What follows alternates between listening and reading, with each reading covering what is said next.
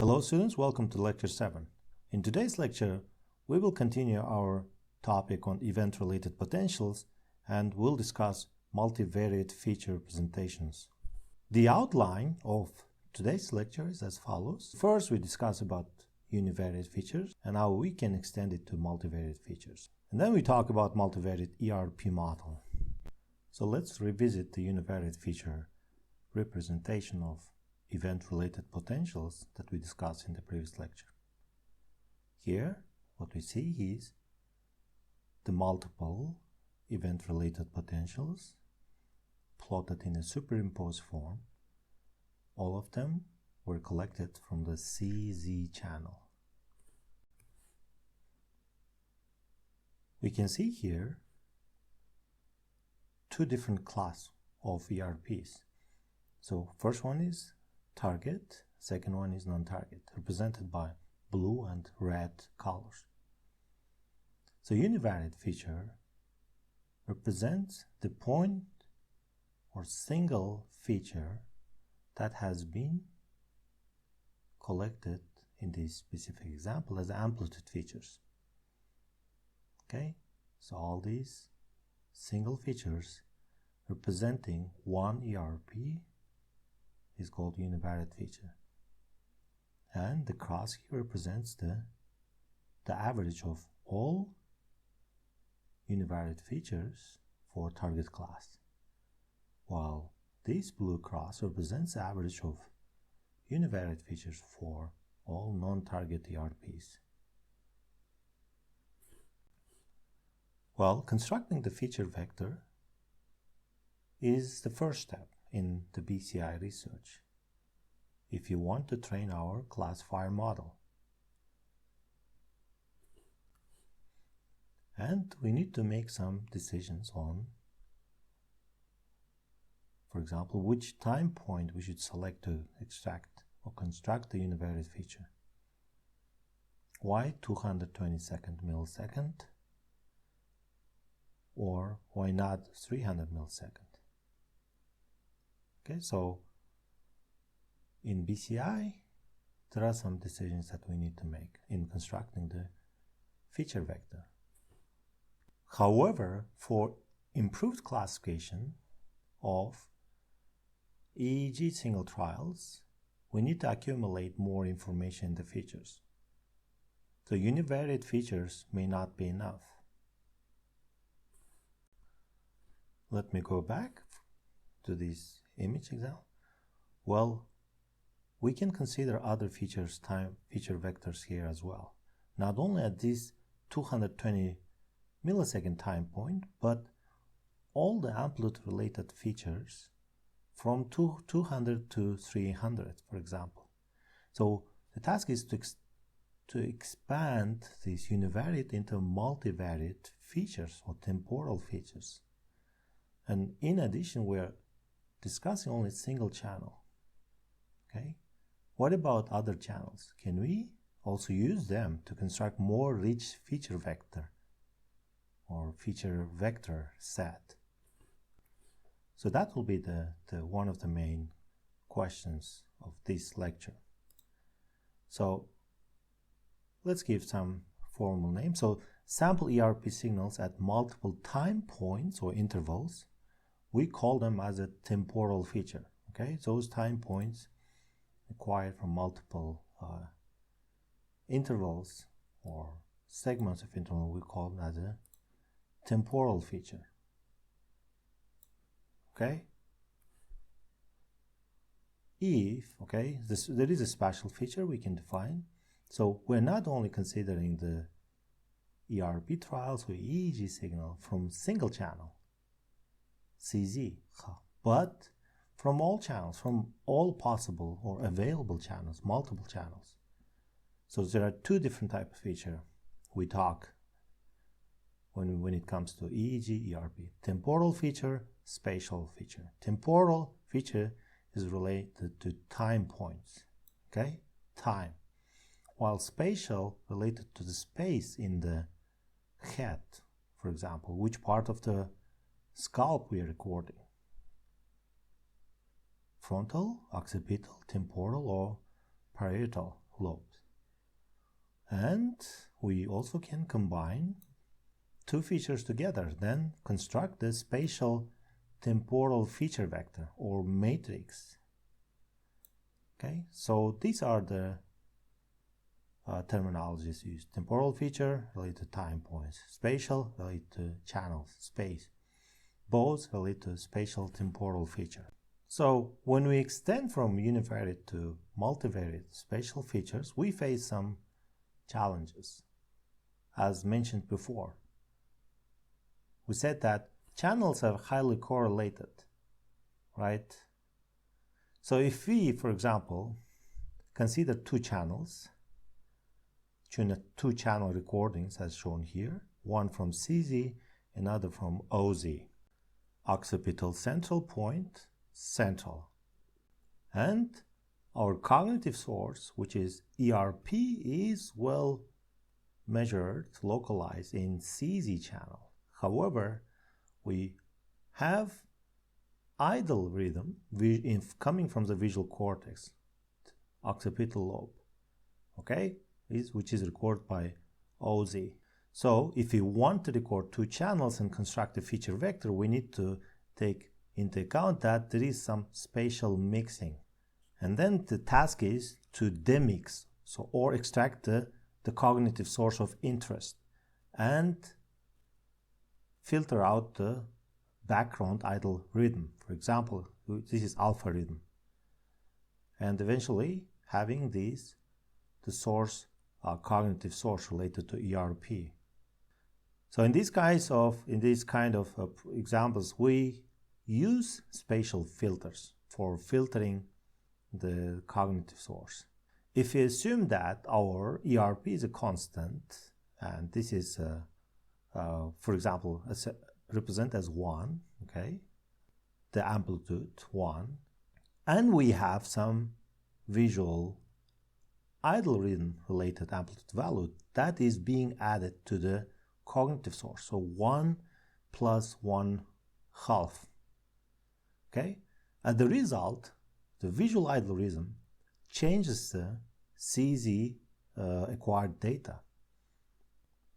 So here, if you see red and green region, so the univariate feature that we extracted from this time point is supposed to be here, okay, represented by the height of the amplitude.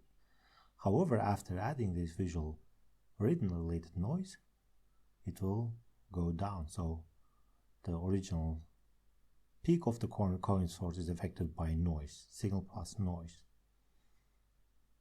And the task of the spatial filtering is to recover these true cognitive source by applying some weight to the univariate features or multivariate later, okay? So for example, this is 1, this is another 1, if you assume, if you take it as an example, and half of the signal is attributed towards affect the signal. Then the spatial filter for this specific example would be equal to 1 over minus 2 over 3, 4 over 3. So if we apply this weight, for example, W transpose X, where X is our noisy data, which combines cognitive source and visual idle rhythm, the spatial filter will work as a demixing. So in order to reconstruct the original signal, we just apply the weighting to each univariate feature, in this case CZ, OZ, okay? So it will be equal to the following coefficient or weights applied to each channel data or feature. Then we can reconstruct or recover the original 1, okay, which is the value of amplitude. Well, the advanced or multi cases in advanced problems that relate to volume conduction or spatial mixing is mixing of data from several channels, will also involve some kind of estimating the weight matrix, okay, that will decorrelate data from different channels. We will study those later. Another type of features that we commonly use are called temporal features. Okay, let's take same example. It's a cognitive source, visual idle rhythm. We take one univariate feature, which represents amplitude, right? And we know that the background idle rhythm adds up to the signal, 1 plus 1 over 2, and change the amplitude value. So this is not temporal feature, right? So temporal feature or filtering in simple case involves averaging. Okay, average taking several univariate features and then performing averaging, and then recovering the original amplitude feature of the cognitive source, which will cancel out the background noise. So if I open up the slide from the previous lecture when we talked about averaging across trials, across temporal features based on the signal model that we constructed, where we assumed that the ERP is constant and we have some Gaussian noise.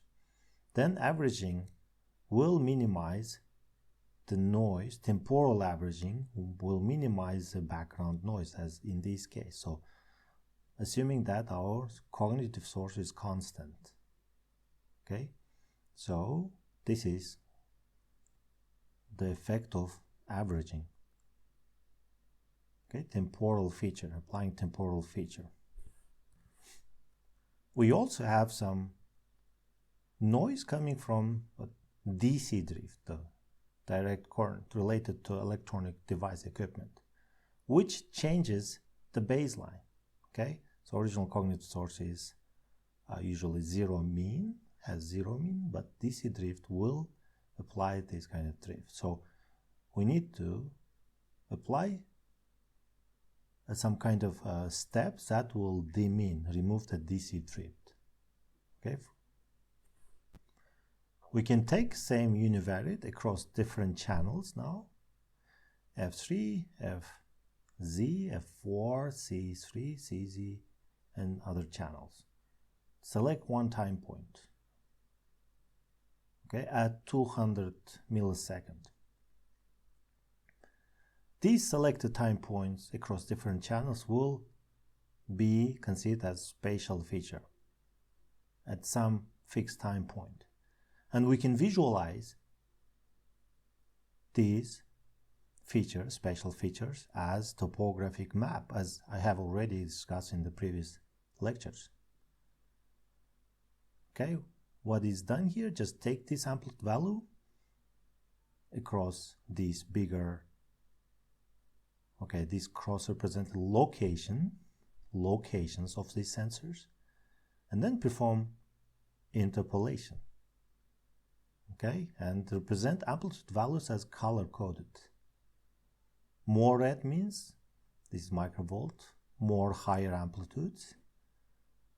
More blue means more negative amplitudes. Okay, so we can see that CZ, which is located here, has higher amplitude values. And if you compare location of this electrode, so what could that be? So right hemisphere, even numbers. Left, odd numbers, right? And then this is central, frontal, parietal. Okay, so what would the value of this? So P3, parietal is the location. PZ, P4. This one C3, CZ, C4. F3, FZ, F4, and all other electrodes. And this kind of visualization can also be applied to not only amplitude values, but other distribution of power band or any other different representation of your feature vector. Power spectral density, wavelet coefficients, or any different representation is possible to visualize like this, even the weights of your classifier model. We can visualize the univariate features as histogram to analyze the distribution of the amplitudes across time points. So here, CZ, FPZ related data, EEG. Okay, and then we can map the amplitude values of single univariate feature across all these time points to the histogram, represent as histogram. Okay, looks like it's similar to the bell shape, right? Normal distribution. This kind of visualization helps us to analyze further whether the data is being generated according to the assumed Gaussian or normal distribution, or some other interesting information like mean, skewed distribution or not skewed, or variance, and some other useful information about the univariate feature. Now we can extend the ERP model of the last lecture to the multivariate case. Here we have more than one channel. Okay, xk, k is a trial indicator of t at some time point, is equal to p potential from multiple channels. This is now a vector, and noise, some residual, right? So in probabilistic view, x and residual noise are both random variables over several trials, okay, from which we observe k many draws. And the noise, the residual is IID distributed for fixed t, as I said. And we assume that to be Gaussian, okay, Gaussian distribution, okay, denoted by zero mean and some variance, sigma. Since we assume p to be constant in each trial, this is a simplified assumption, we can easily deduce a distribution of x across several trials for fixed t, with mu, mean, and then variance. This is the covariance matrix already. For multivariate case, we are dealing with covariance matrix. In the diagonal, where diagonal entries represent the variance for each separate channel, okay? So this means that distribution of our x is distributed according to normal or Gaussian distribution. So if there is no noise in the data, the univariate distribution is usually close to Gaussian distribution. If you assume here the data coming from channel 1 and channel 2, let's assume that CZ, PZ, they usually approximate the normal or Gaussian distribution with the mu, okay, here mean and then some sigma spread. How about their joint multivariate distribution? What do they look like for given two channels? Right, we said that these channels, usually EEG channels, are highly correlated. So we are interested in multivariate distribution, how they look like. For that, we can take or show the example of two-dimensional Gaussians or Gaussian distributions. We may have two cases, correlated or uncorrelated, right? So let's take this component 1 and component 2 distribution and try to visualize their joint distributions. The correlated case usually have this linear trend, right? Linear tendency. So the univariate features, if they are highly correlated, we should observe the increase, okay, in the value of the univariate feature will also be highly dependent to the linear increase in the univariate coming from the second distribution. Well, uncorrelated case, we will have this kind of scatter plot. Okay. So two-dimensional Gaussian distribution for our data may have uncorrelated covariance diagonal matrix or correlated components. which can be decided from their marginal distributions of univariate components. So in ideal case, we want to have uncorrelated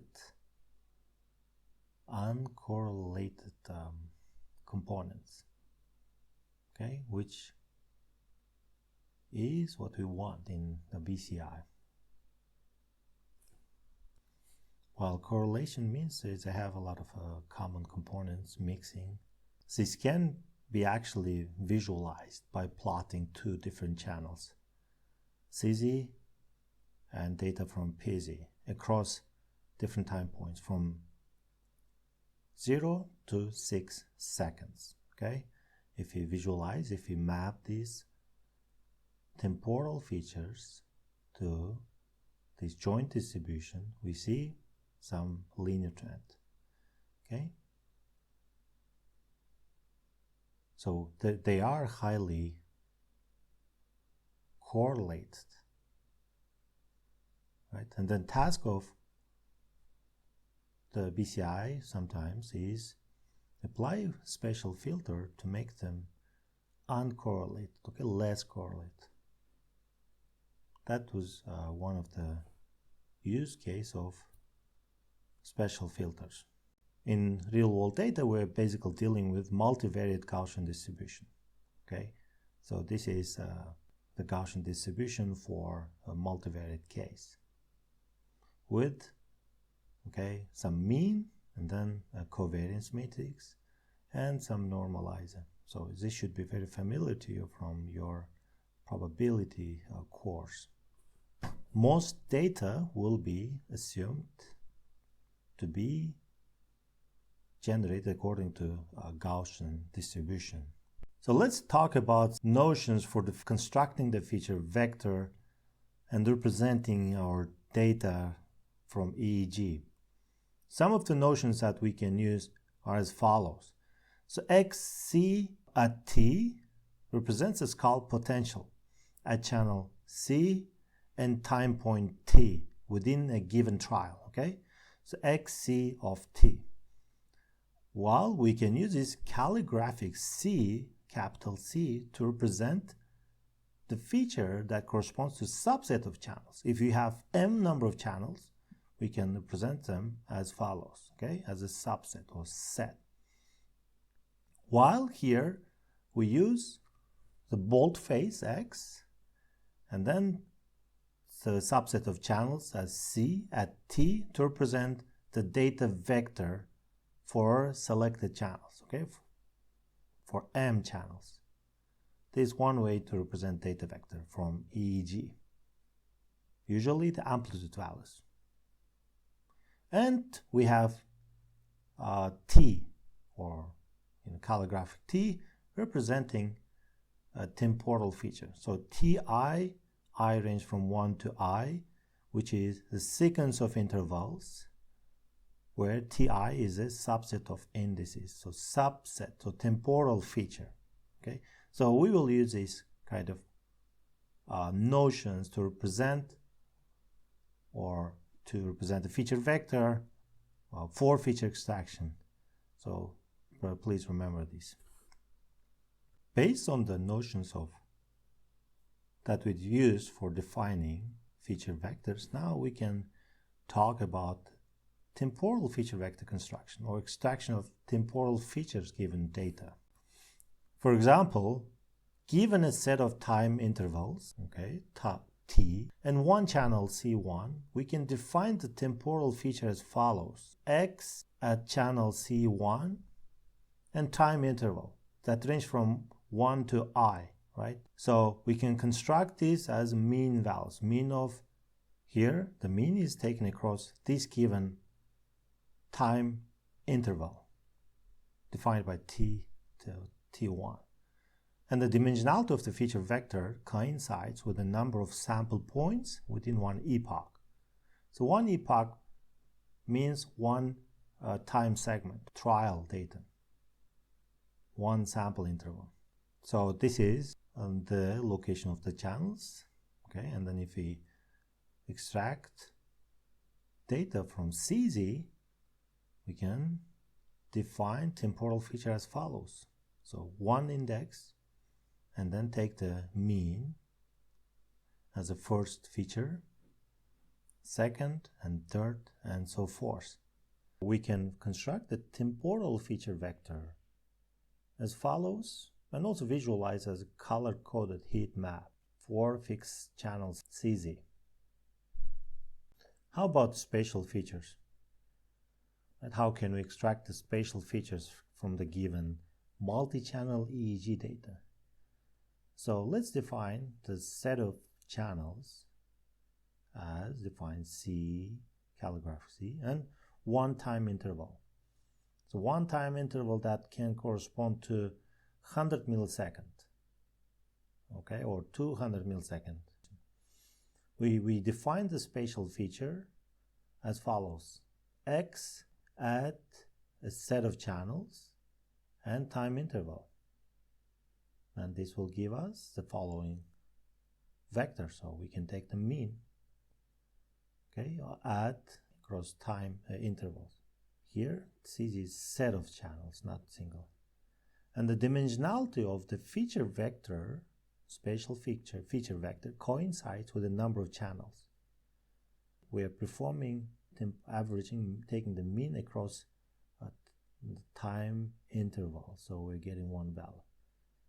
And then each value of the feature vector is the average amplitude in one time interval of the respective channel. If we visualize some of the selected channels, AF7, AF8, CZ, OZ, and define our T1 as following time interval. Okay, this could correspond to, again, 40 milliseconds. And then perform averaging. We will get one single value, which corresponds to the average amplitude in each channel. And we can visualize those average amplitudes as topomap, topographic representation,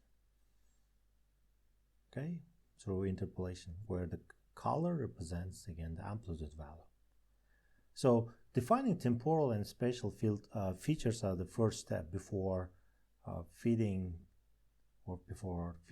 these set of features into the classifier to decode the user's mental state. So next set of features that we discussed briefly above is a combination of spatial and temporal features, as defined as spatial-temporal feature. Okay, we define this spatial-temporal feature as follows. So X, okay, is a vector or matrix of subset of channels C and in time interval. Okay, and our feature vector will consist of the following: the average across channels for the first time interval, second time interval, third, and I's time interval. All right, so each averaging across channels will represent spatial feature at T1, T2, T3 together will represent temporal feature. So we have feature from space and time. We can visualize them here as an example from a subset of selected channels: FC1, C2, C3, CZ, FC2, and OZ. And if you construct this spatial temporal feature, the matrix will look like this. So we have spatial relevant features, okay, and then temporal feature.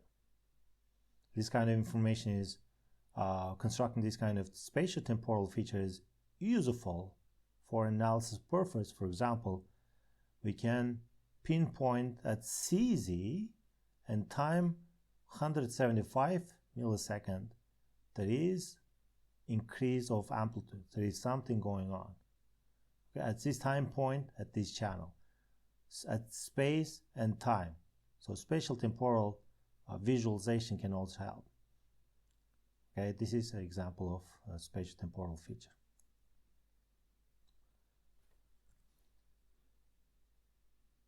Another representation is shown here. FC1, select one channel, different time points, average of different time points. Then this will correspond to temporal feature. Temporal feature of FC1, temporal feature of FC2, C3, CZ. Okay, all together they will represent one tall vector. Okay, and we can, most of the time we visualize this spatial temporal distribution of the features as topographic maps, scalp maps. So what is shown here is take this time point across several channels and visualize as follows, through interpolation. Second time interval, third time interval, fourth, okay, fifth, sixth, okay, sixth. There is some interesting activities going on, all red, right? All in most of the channels. And the last time point, right? Seventh time interval.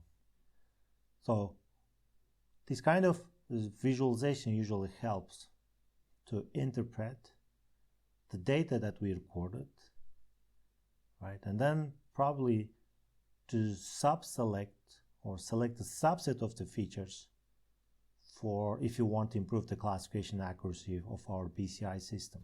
Now, what about the distribution of spatial, temporal, or joint spatial temporal features? We have seen in the previous slides that single trials of spatial temporal and even spatial temporal features can be visualized very well using scalp topographies or analyzing the evolution of time courses or time amplitudes or some other scalp map representation. And we have also seen that many of those features can also be visualized in the same way. But what about the distributions of the single trials or epochs as a scatter plot? Can we visualize as a scatter plots? How about the covariance matrices?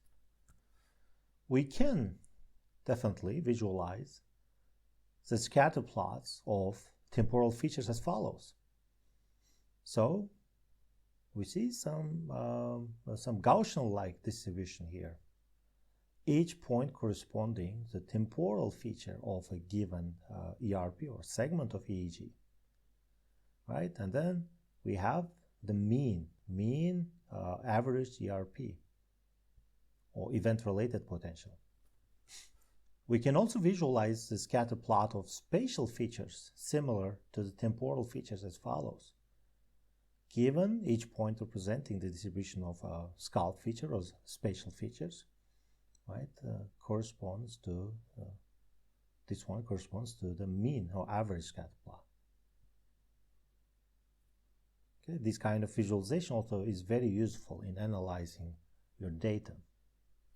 Let's wrap up the multivariate ERP feature representation. Here, what we see is the single trial data matrix from that represent ERP, color-coded. The amplitude values are color-coded. The range is from -100 to 800 millisecond from the following set of channels, okay, EEG channels. Then we said that if we select one channel, we can represent pure temporal feature in the following way, or we can also average indexes or subset of temporal feature. Okay, visualize like that.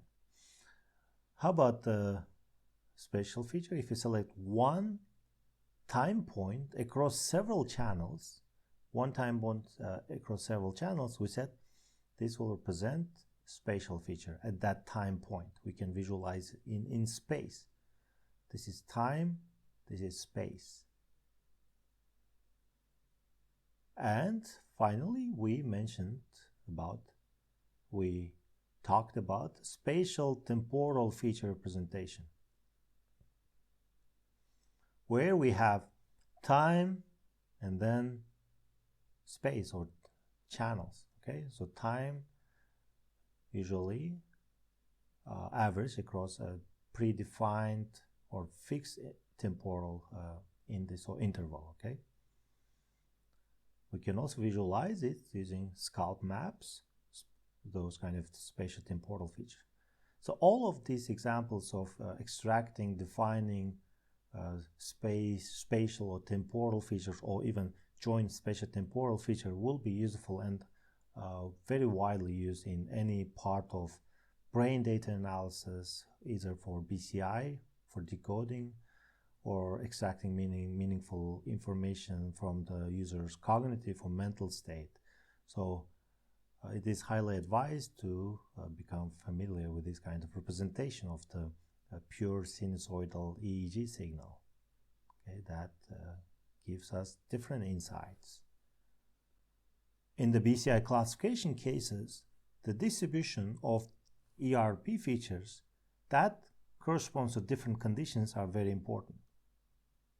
We have to think about the distributions of features according to our model. The signal model, ERP, consists of the fixed potential, which is constant, it's not fixed, it's constant, and residual or noise according to IID distribution. If we assume that we have two conditions, condition 1 and 2, then both of the conditions will have different distributions. First condition could correspond to target ERP, second condition to non-target ERP. Okay, and then the noise is Gaussian. So we can visualize the distribution of target, non-target, select CZ and PO7 for ease of visualization in 2D, the scatter plot of a covariance matrix here, the region, and then the mean, which is represented by cross. By looking at this, we see a lot of overlap in the distribution of two conditions, blue and red. But we also see that the mean of this distribution is different, which is already a good news. The remaining part is the noise, okay, which is captured in the variance of the data. In the future lectures, we will always be working with the EEG or ERP data generated according to some distribution based on our assumption. The task will be to classify them accurately into two different conditions. This is the end of today's lecture. We talked about moving from univariate into multivariate feature representation of EEG and ERP. We have also seen different ways to visualize temporal feature, spatial feature, or joint spatial temporal feature.